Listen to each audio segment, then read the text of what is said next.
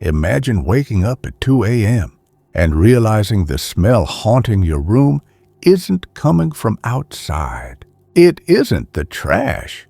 It isn't the AC. It isn't the sheets. It's coming from right underneath you. Now imagine leaning down, lifting the edge of the bed, and locking eyes with a stranger, curled inside the wooden frame, breathing hard, watching you sleep. And that's when you realize he's been there for days. If you've ever had that instinctive feeling that something was wrong, something you couldn't explain, but no one believed you, hit that like button and subscribe. You're about to hear a story about fear, deception, and the unexpected moment where justice finally hit back. Because this is the nightmare that wasn't hiding in the dark corner of the room. It was already inches from my face. I was on a cross-state work trip across New Mexico in 2019. Long stretches of asphalt, empty desert plains, and radio static that sounded like ghosts humming in the background.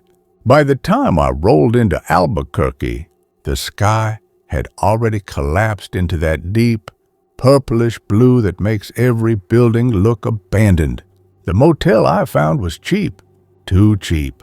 Faded neon sign flickering like it was dying on a loop. Lobby carpet with stains shaped like continents.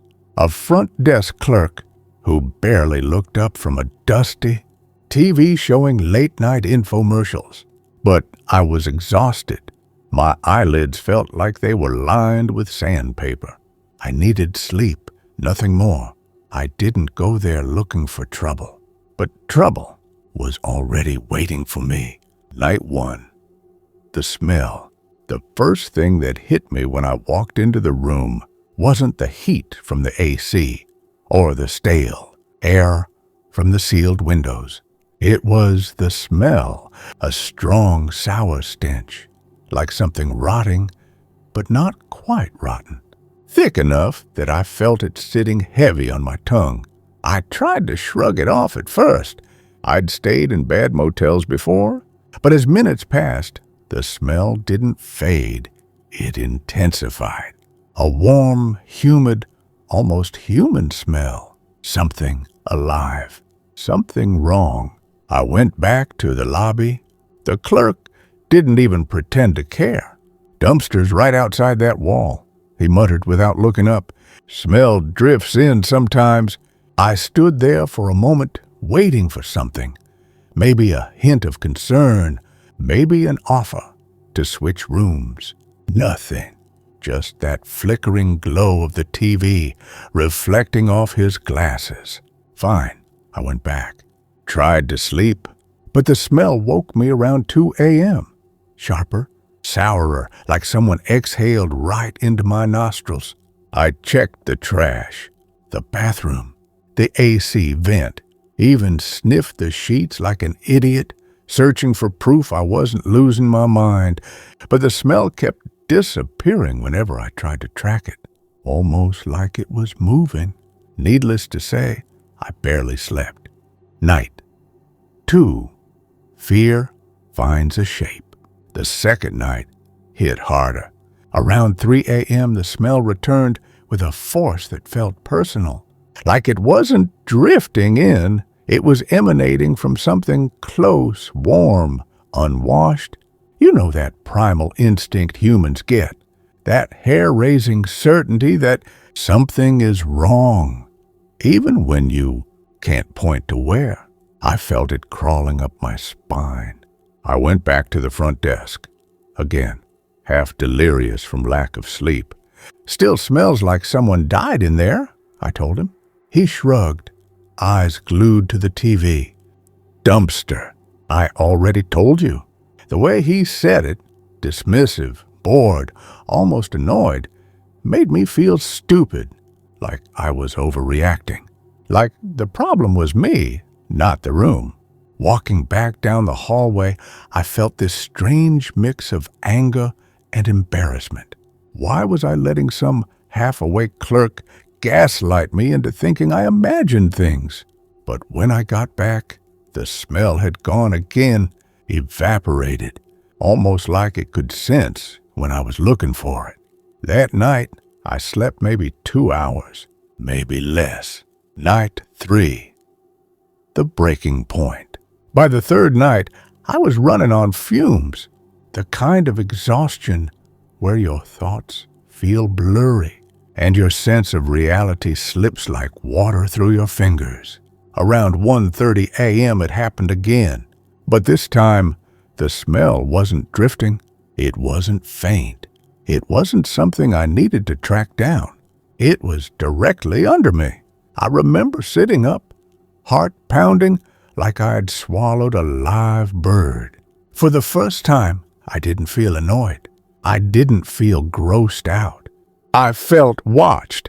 The air felt occupied. Not like I was alone with a smell. Like I was not alone in the room. The idea felt crazy, impossible, but the instinct was overwhelming. My hand trembled as I leaned over the edge of the bed, gripping the mattress so tightly my knuckles whitened. I don't know why I looked. Maybe I wanted to prove I was imagining it. Maybe my brain needed answers. Maybe something darker was pulling me toward the truth. I got down on the floor, slowly, my heartbeat drum kicking my ribs, lifted the sheet. At first, nothing, just darkness, a black void under the wooden platform. I almost laughed at myself, but then my eyes adjusted and I saw it. The man under the bed. There, curled inside the hollow wooden platform, was a man, pressed against the slats, eyes wide open, staring at me. His skin was slick with sweat. His chest rose and fell in heavy, labored breaths that matched the warm, humid stench that had been haunting me. His face was inches from mine. So close I could hear the wet sound of him breathing. So close I could see the rawness at the corners of his eyes. So close the heat from his exhale hit my cheek. For a moment, we just stared at each other. I didn't scream. I didn't move. I didn't breathe. I froze, every muscle locking, my brain unable to comprehend what my eyes were seeing. And then instinct kicked in. I fell backward so hard I slammed into the nightstand. I scrambled, slipping on the carpet, tumbling over myself as I bolted for the door. I don't even remember unlocking it. I just remember bursting into the hallway barefoot, yelling something. Maybe words, maybe sounds. I was shaking so violently I could hardly form sentences when I reached the front desk. There's someone. He's in my room, under the bed. I gasped out. The clerk finally looked at me. Really looked. His face drained of color. He picked up the phone and dialed 911. When police arrived, minutes later, 2 cruisers pulled up, lights flashing silently against the motel walls. The officers went into my room while I stayed in the hallway, hugging myself, shivering, even though the air was warm. One officer came back out a moment later. "He's still in there," he said, voice low, like he didn't want to startle me. "He won't come out." They ended up prying open part of the bed frame. The man fought. Sweat soaked through his clothes. He screamed hoarsely, but the words weren't coherent. When they finally dragged him out, I heard something drop, a knife. The aftermath and the revenge begins. He'd been living inside the bed frame for days, maybe longer. Police found food wrappers, a phone with video recordings taken from beneath the mattress. The bottom panel of the bed frame had been removed from the inside intentionally, carefully. He'd chosen that room. He'd chosen that hiding spot. and he'd chosen me. But here's where the revenge part of the story begins. Not against the man under the bed, but against the person who knowingly let me walk into that room. Not once, not twice, but 3 nights in a row. The clerk, the man who shrugged, the man who lied, the man who let me sleep inches away from a fugitive because he didn't want trouble. He thought he could ignore me, dismiss me, brush me off like I was some annoying traveler with a sensitive nose. But he had no idea what was coming for him next. While police processed the scene, I watched the motel clerk. He paced behind the counter like a man trying to outrun his own guilt. I could see it, written across the tension in his jaw, the shaking of his hands. He knew. He knew something was wrong long before I started banging on his desk. He'd heard complaints. He'd smelled that odor. He'd probably been warned before and simply didn't care. And now the officers were talking to him. At first, he tried to play dumb. Smell? I don't know anything about that. He must have snuck in. But the police were no fools. When they opened the hollow bed platform further, they found evidence the man had been inside for more than a few days. Old food wrappers, water bottles, a blanket shoved into a corner, a small screwdriver used to pry open the panel. This wasn't a sudden hiding spot.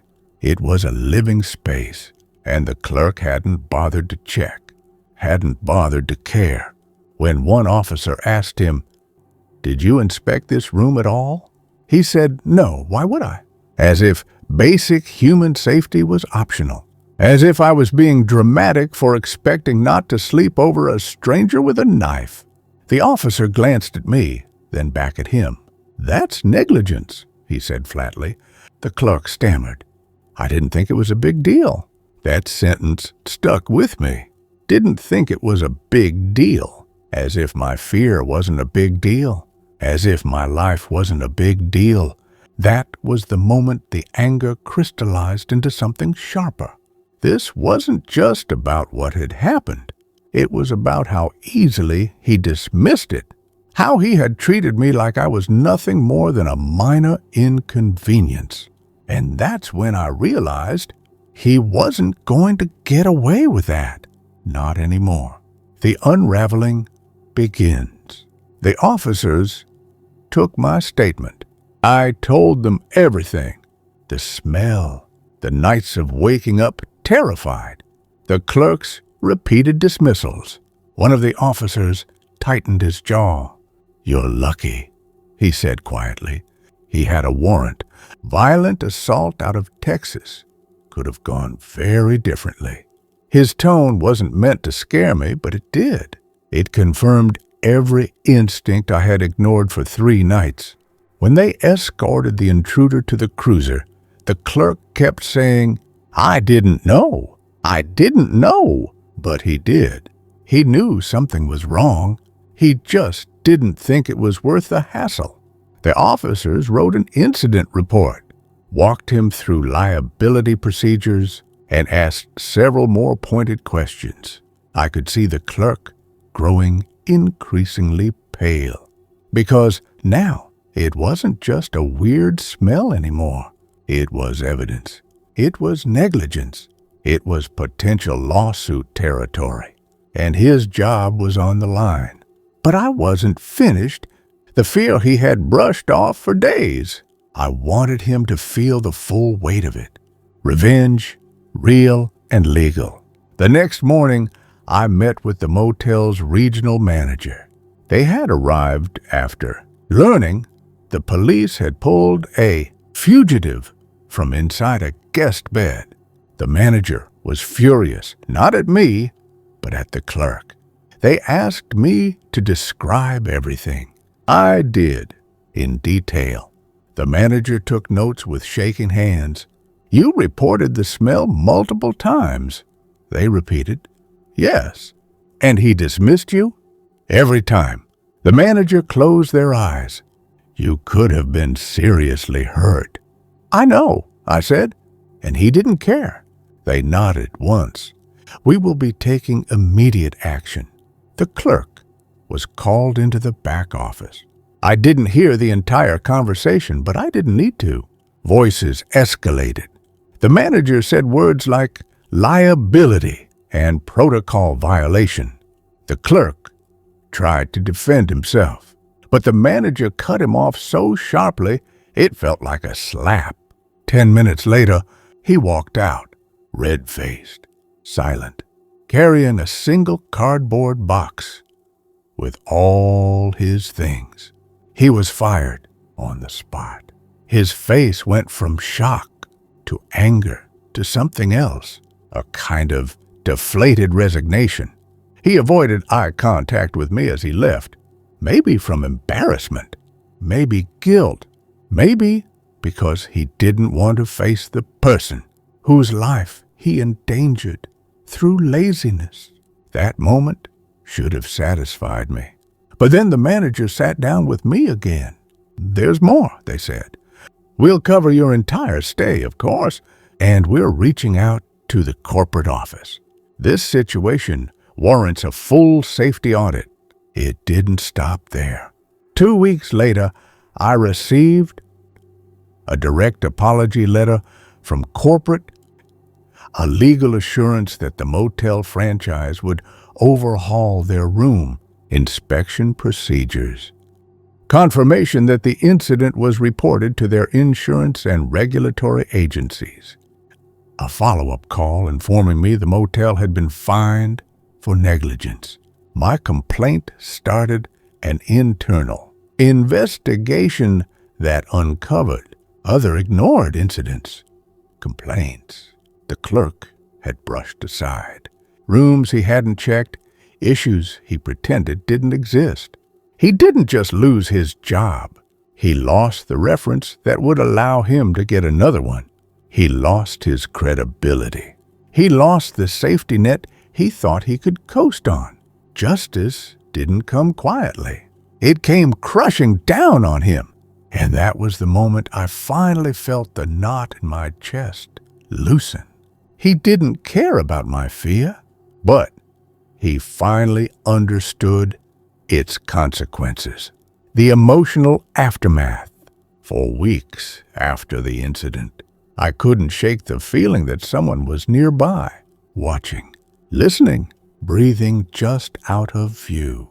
Every hotel room since, I check under the bed, not because I'm paranoid, because I learned what happens when you trust your safety to someone who thinks it's not a big deal, because I saw firsthand how quickly a nightmare can become reality, and because I realized that sometimes the scariest part isn't the thing hiding in the dark, it's the person who knew something was wrong and chose to do nothing. Climactic payoff, the final moment. A month later, I got one final update. The clerk had attempted to contest his termination. Corporate rejected him without hesitation. In their statement, failure to act in a situation that placed a guest in direct danger, gross negligence, complete disregard for safety concerns, irreversible breach of trust. He tried to shrug me off like I was overreacting. He tried to pretend the smell meant nothing. He tried to act like my fear wasn't real, but the fallout proved otherwise. My voice, ignored at first, became the thing that dismantled his entire career. And that was the justice I didn't expect, but absolutely deserved. If there's one thing I learned, it's this. Always trust your instincts. Always speak up when something feels wrong. And never let someone convince you your fear is not a big deal. Because sometimes the danger isn't hiding in the shadows. Sometimes it's already in the room. If this story gave you chills, hit that like button and subscribe for more real-life nightmares turned justice. And tell us in the comments, What's the scariest hotel experience you've ever had? Your story might just be the next one we bring to life.